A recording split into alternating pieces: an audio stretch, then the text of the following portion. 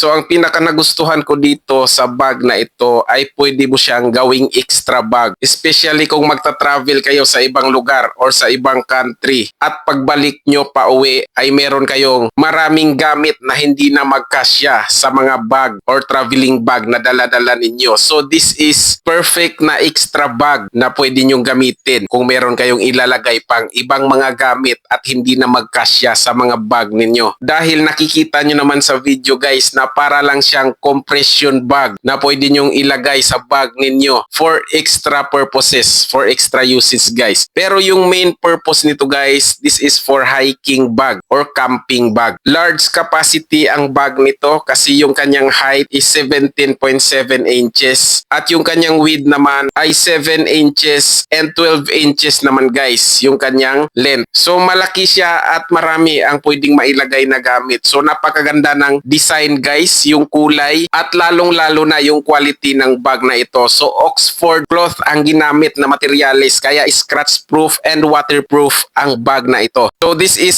Minspi outdoor hiking bag, waterproof traveling backpack for men and women. So pwede mo rin itong gawing school bag at napaka-perfect na timing kung nakita mo itong video na ito ngayon guys. Kasi naka-TikTok flash sale ito ngayon ng 72% discount. So yung original price pala nito guys is 1,372 pero mabibili mo na lang sa halagang 379 pesos na lang. Grabe, sobrang laki yung binagsak sa kanilang price. Kaya napaka-perfect time ngayon na bumili ng bag na ito. So meron itong dalawang kulay na pagpipilian guys. Yung available colors nila ay kulay green which is itong nakikita nyo sa video. At yung kulay black and red guys, yung design. So ito guys kung nakikita nyo kasyang-kasya sa gilid na lalagyan ng bottle. Yung 1 liter na bottle guys or yung malalaki na tumbler which is magagamit nyo for hiking. So as you see in the video guys, talagang napaka-convenient dalhin ng backpack na ito. Very useful and multifunctional yung bag na ito. Kahit saang travel ka man magpunta ay pwede mo itong gamitin guys. So nasa dulo ng video na ito guys yung pagliligpit kung paano iligpit ito para maging compression bag. Kaya I highly recommend this product guys sa inyo. And yung quality niya guys, ako na mismo yung magsabi at mag-recommend sa inyo nito na talagang napakaganda niya in person. So kung nakukulangan ka sa mga sinasabi ko, i-check mo na lang sa ibaba ng video na ito. Merong yellow basket dyan, may nakasulat na buy here para makita mo yung full details ng product na ito or ng bag na ito at pwede ka na rin makapag-order dyan.